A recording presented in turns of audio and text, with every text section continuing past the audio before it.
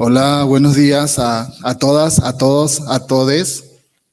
Eh, hola, Ronald. Hola, Ronald, buen día. Perdón, no, es que me concentra un poco, les pediría por favor. Soy súper fácil así de concentrarme. Gracias por tomar atención, en serio. Gracias por el espacio. Al momento de entrada le entregaron una copia a algunas traje del estudio, por favor. Ahora no voy a hablar todo del estudio porque es realmente muy corto el tiempo, pero quería empezar contándoles que el estudio fue realizado por 4 organizaciones de Bolivia, Mano Diversa, la cual represento, la Mesa de Trabajo Nacional, la Red Trans de Bolivia, Trébol, y la Asociación Nacional de Personas Adultas Mayores. En este estudio, una de las investigadoras era mi compañera, mi hermana Raiza Torriani, que algunas de ustedes tal vez conocen, y es por eso que me gusta iniciar esta presentación leyendo la dedicatoria que justamente hicimos para ella, porque yo decía, fue uno de los frutos que dejó en todo este trabajo de investigación comunitaria, y bueno, me emociona un poco leérselos, así que en memoria de Raiza Mariela Torriani García, parte del equipo de investigación, defensora de los derechos humanos de la población trans, fundadora de la Red Trébol de Bolivia, precursora de la Ley de Identidad de Género, quien falleció por causa de un sistema de salud deficiente. Ella murió esperando poder ingresar a terapia intensiva en un centro de salud de Cochabamba por causas relacionadas al COVID-19. Tenemos fe que nos encontraremos en el arco iris para existir en un lugar libre de transfobia, discriminación y libre de violación a nuestros derechos humanos. Así que esto va por esa incidencia fabulosa que hacía Raiza con los gobiernos, ¿no? Quiero comentarles, ayer revisaba alguna audiencia que se ha tenido en relación al COVID-19 y las violaciones a los derechos humanos de las poblaciones claves, incluyendo a las personas que viven con VIH, y solo encontraba la que tuvimos nosotros con los resultados de este estudio. Y decía, ¿por qué más organizaciones no han, si ya estamos aquí, ayer estábamos diciendo, hay tantas violaciones, hay tantas cosas, ¿por qué no ha habido ninguna audiencia relacionada más a quienes estamos trabajando acá? Así que les invito de nuevo a usar las herramientas que desarrollamos, a sistematizar, a tomar sus experiencias y a documentarlas y presentarlas. La incidencia en estos espacios son importantes porque son mecanismos de presión para nuestros estados. Y por más que estemos acá y que sepamos, si no documentamos estas situaciones, va a ser muy difícil que tenga una incidencia más allá que la que tenemos en estos espacios, ¿no?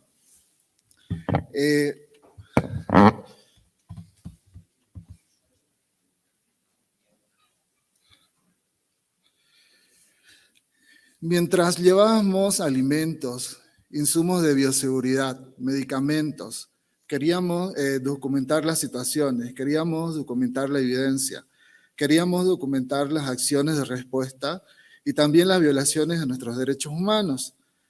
Pero queríamos hacerlo comparando las directrices para una buena respuesta que estaban en una resolución, que era la resolución 01-2020, Pandemia y Derechos Humanos de las Américas, que es esta. Y compararla con la respuesta real del Estado Plurinacional de Bolivia, y la hicimos focalizada hacia población LGBTI, con énfasis en las que tenían un mayor riesgo de discriminación. En Mano Diversa y las organizaciones que hicimos el estudio, entendimos lo importante, la oportunidad y la urgencia de que adicional a que estábamos haciendo lo que todos y casi todas estábamos haciendo acá, que era apoyar a las poblaciones por las que trabajamos, documentar hacia un futuro todas las vulneraciones por las que estábamos pasando. En Bolivia hubo una crisis política que todos conocen y por ende quien estaba gobernando en ese momento era realmente cercana al cristianismo, etc. Entonces el primer llamado de alerta en marzo fue que decían que así como el VIH, el COVID era un castigo de Dios por los homosexuales, ¿no?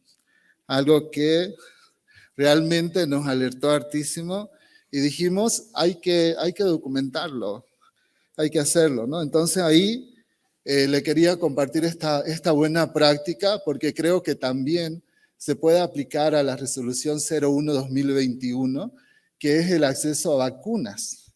Y que no sé si todos conocen, pero si no, búsquenla en la CIDH, en Google, y van a ver que es una resolución de 10 páginas, pero que nos da luces para que nosotros veamos en nuestros países cómo vamos avanzando con el acceso a vacunas, ¿no? Pero bueno, le decía que les iba a compartir muy rápido una buena práctica de generación de un modelo de seguimiento a la implementación de directrices de la respuesta al COVID por parte de los estados, con este enfoque de derechos humanos, la misma que puede ser utilizada en la evaluación de acceso a vacunas en los países de la región.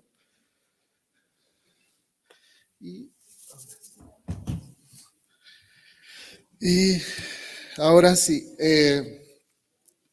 creo y repito que muchos de nosotros no hemos tomado en serio la importancia de la evaluación de políticas públicas.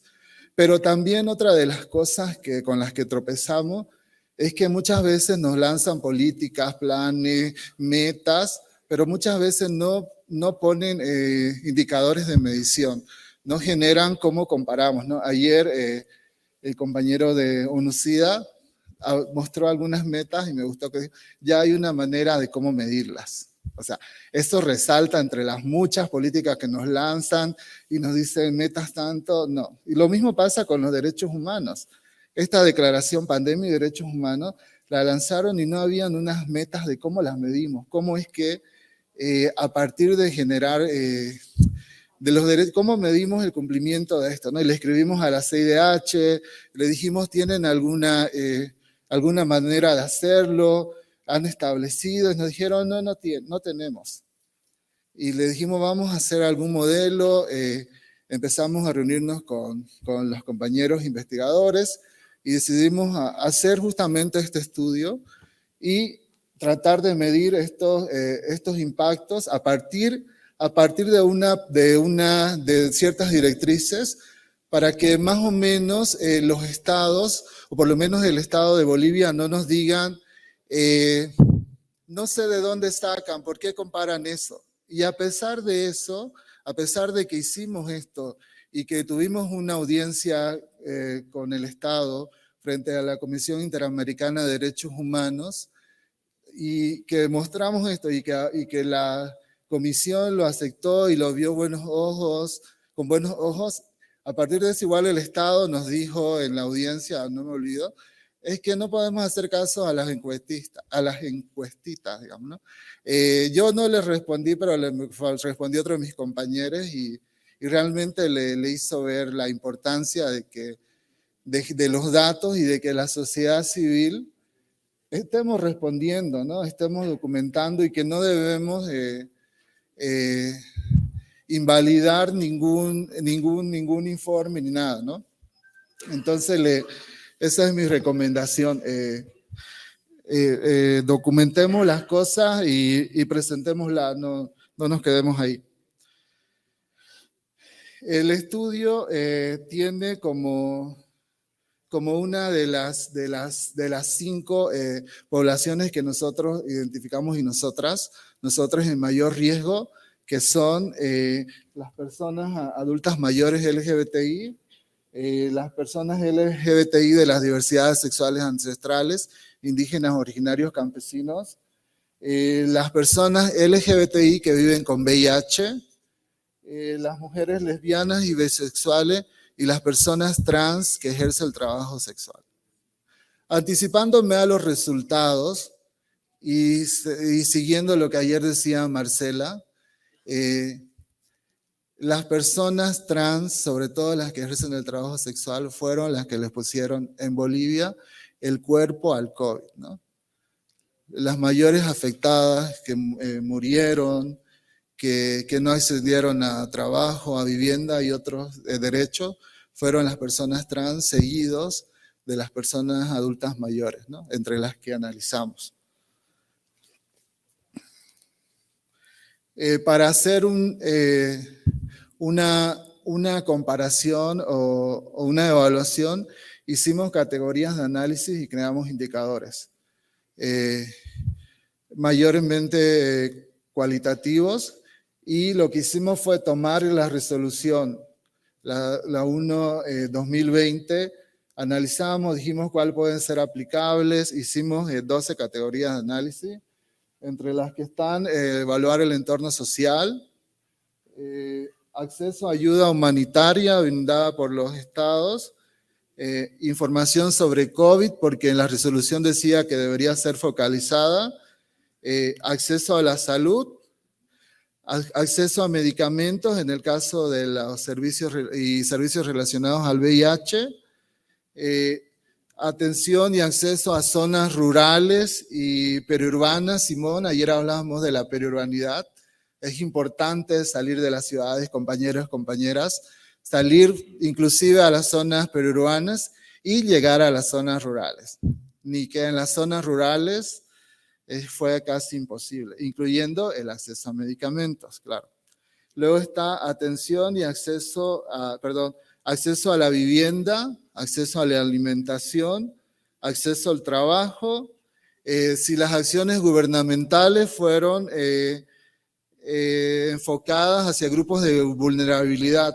¿Y por qué debería ser enfocada? Porque la resolución 01-2020 dice que así debería ser. Y dice que la respuesta para el COVID enfocada hacia ciertos grupos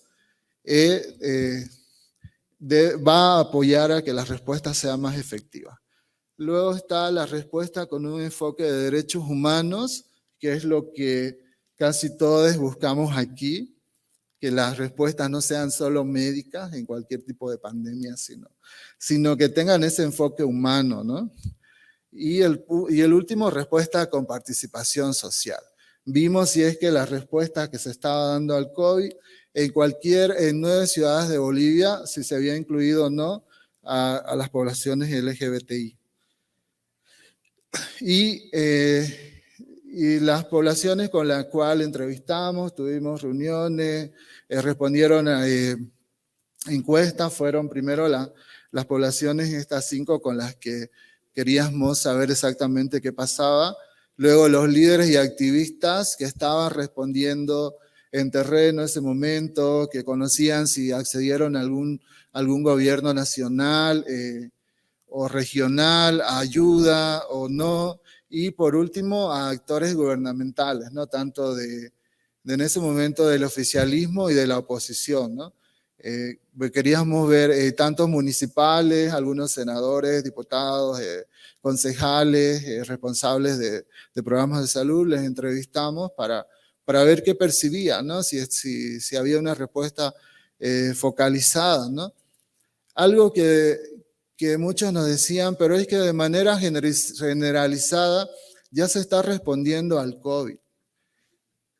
Pero si leen la resolución, la 01-2021, indica que hay grupos de riesgo, ¿no?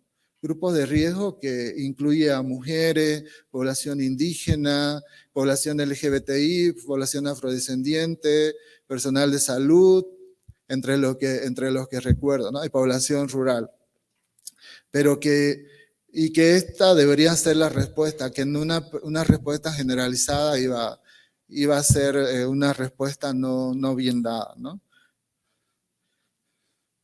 Y entre los principales hallazgos que tenemos es que, por ejemplo, en el entorno social, el 95% de los participantes cree que el gobierno no ha realizado campañas de prevención y combate contra la homofobia, la transfobia y la bifobia. ¿Por qué preguntamos esto?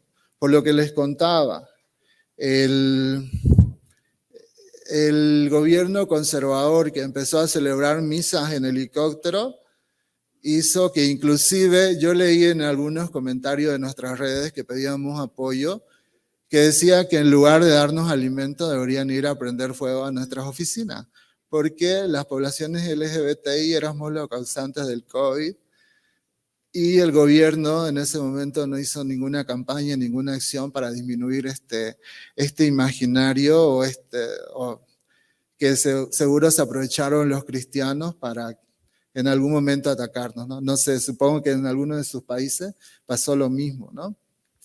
Entonces, en tal vez todos, ¿no? Entonces, esa era una de las cosas que, de los resultados que nos mostraron, ¿no? Que no hubo nada y que le reclamamos al gobierno y decía, no se puede hacer nada más que todo porque todos los bolivianos y bolivianas somos iguales y un montón de cosas, ¿no? Pero no hubo ninguna respuesta, ¿no? ¿Ahí se trabó? Si alguien me ayuda. Bueno, ahí está, creo. Parte de los materiales que ahora, que quienes llegaron temprano tal vez accedieron, hicimos una campaña con los resultados de este estudio y presentaciones con el gobierno, aparte de la audiencia que tuvimos, informando sobre la situación, ¿no? Otra de las cosas es sobre que es importante es el acceso a la ayuda humanitaria.